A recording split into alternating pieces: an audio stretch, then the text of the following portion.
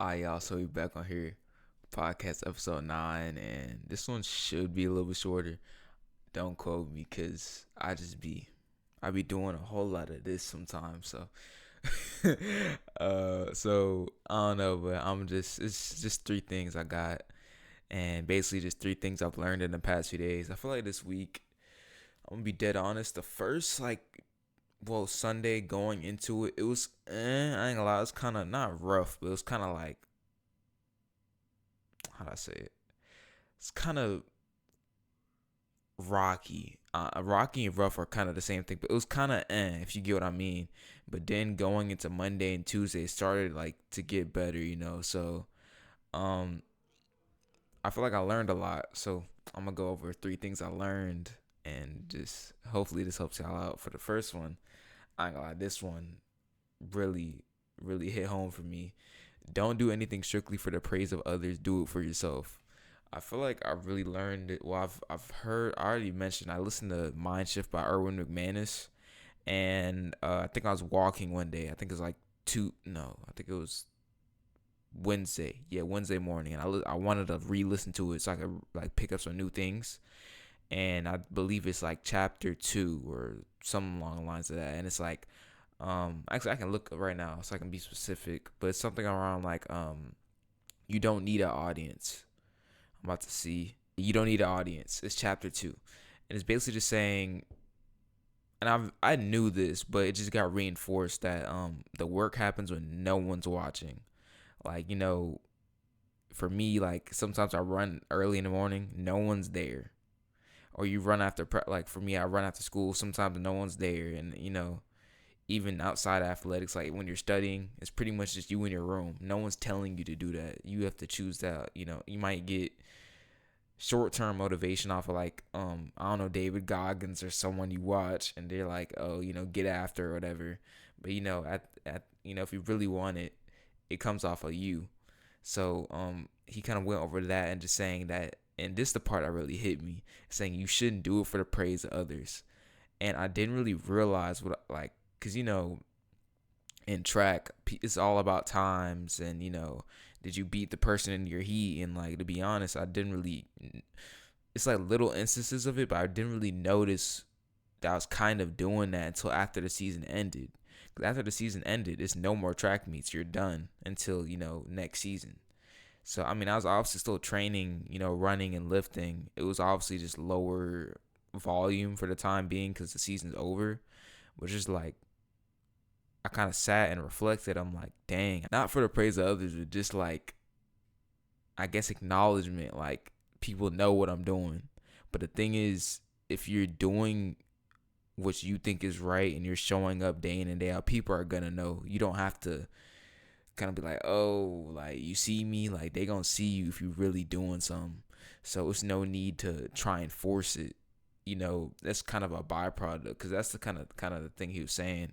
He's like, oh, it's right here, right here. Oh, let me see. Wait. Well, it's not in these exact words. It's basically along the lines is the audience and the praise comes as a result of you enduring the process and showing up day in and day out, not the other way around. So basically, it's you showing up and you enduring the process and you doing your thing and being consistent. People are gonna, they may not surface pretty quick, but later down the line, people will acknowledge you. And the thing is, when that comes, you shouldn't need that to keep going. You should need that within. So basically, I wrote this here. If you aren't doing it for yourself, you'll never be truly happy or content. Because the thing is, what I was explaining, I never really like was content with what I did. I'm not saying complacent. I don't think you should ever be complacent, because if you're complacent, you'll be stagnant and then you will stop forging growth. So just being proud of what you did, and being deliberate and moving on into the next chapter, because you don't want to get stuck in chapter 5 when you could be at chapter 10 later down the line. So I'm gonna just leave it with this. Chasing others' approval will leave you empty and lost, wondering what your true purpose and drive is behind your actions. So, what I mean by that is just when you do that, and let's say for me, my season is over. you don't really know what you were doing. Like, why am I even doing this?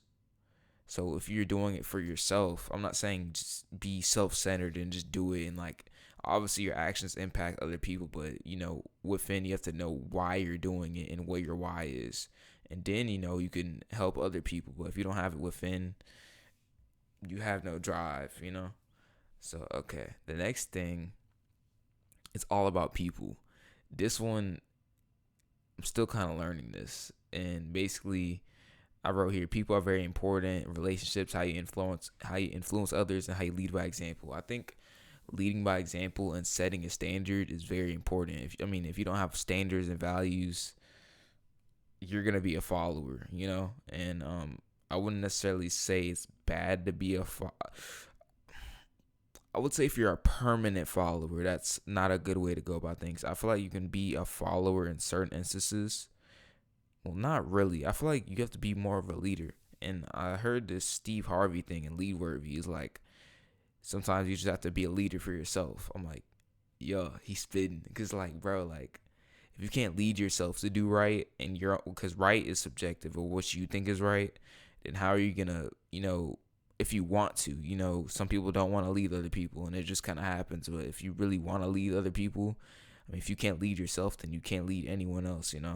So, just, and the thing about it's all about other people. It's just, okay, how can I not serve this person, but how can I help them out, and what can you know how can I help them more than they can help me, type thing. What can I give them more than what they can give me? I think that's what the because that's the same guy, Erwin McManus. He's the same one that said that. So when I was listening to his audiobook, that really stood out to me, because I feel like that's something I could work on. Like, okay, what can I get? I feel like I'm generous, and I think being generous is really important. But the thing is, obviously, you don't want to be too generous, in my opinion, to where people are taking advantage of you. You have to know that red line. But being generous can, help people build themselves and, figure out what is it I really want to do in life. So, yeah, I put here, leading by example sets the standard and helps others realize what their own standards are. If you set a standard, people can be like, okay, he's doing that. What is my standard? And then they're going to set their own standard, and then they're going to figure out, okay, what is it that I value? What are my non-negotiables? And what do I have to do to get to where I want to be? So, got this last one here. All of these, I ain't gonna lie, all of these pretty much hit home, because I don't know, just with track season being over, I don't know. I feel like before the season ended, I was kind of looking ahead. Cause the thing is, like, I like to look ahead, but it's something else I wrote in here too. Hold on, let me see. I said it's good to look ahead, but not to the detriment of your life. I feel like if you look ahead too much, you're not present. You're just like, okay, what's gonna happen? I got this going on in 2 weeks, and it's 2 weeks prior to that, and you're not even worried about what's in front of you right now. That's kind of what was happening. I was obviously worried about it. I was doing my thing, getting stuff done, but I was looking 2-3 weeks ahead. Then 2-3 weeks ahead came, and the season is over, and I'm like, dang. Like, I was there, but like, was I really there? You know what I'm saying?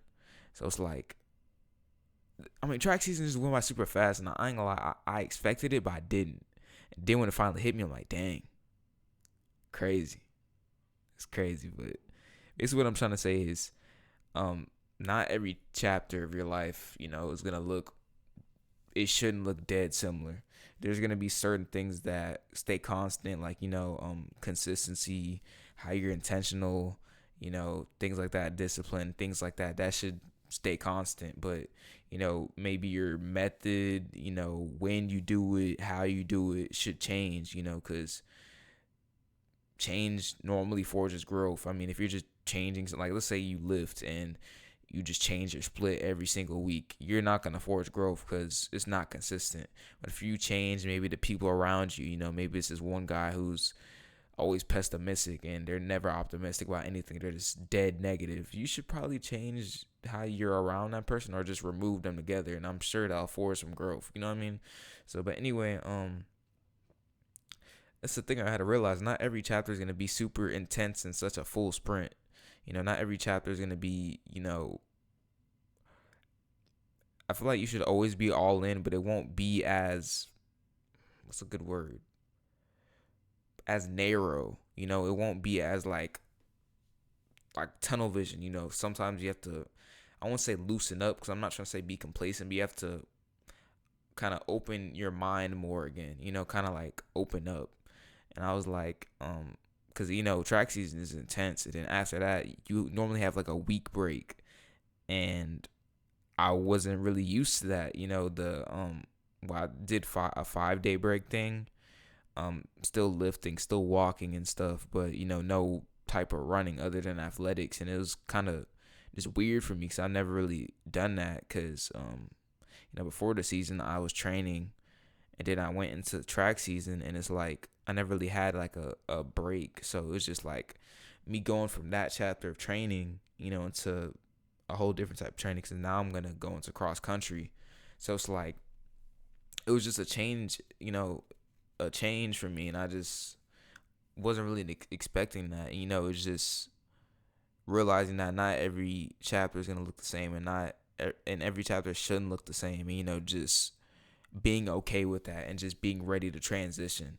Because to be honest, this is not really in the loop of what I said, but I feel like it kind of goes with it. Taking 2 steps back to take 3 steps forward. Sometimes you have to step back, take time, and assess and reflect on things, but then you go back in, keep going and push even further.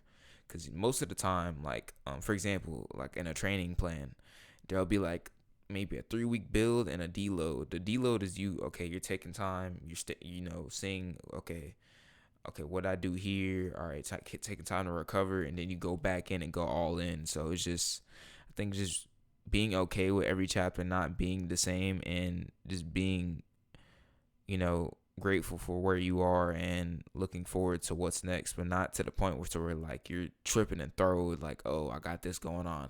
It's cool to plan ahead. You should plan ahead and look forward and forward plan, but don't do it to the point where you're not even in what you're doing right now and you're not present. So there's some things I learned. I feel like this week I've learned a lot, and I attribute that to audiobooks. I really think audiobooks can help if you don't like reading a hard copy. So yeah, main things like what was the first one? Hold up. I got my cellular device. I can tell you exactly what the 3 ones are. Hold up. Alright, we got don't do anything strictly for the praise of others. Do it for yourself. It's all about people, and not all chapters of your life will look the same. If I had to pick one that hit home the most, I'd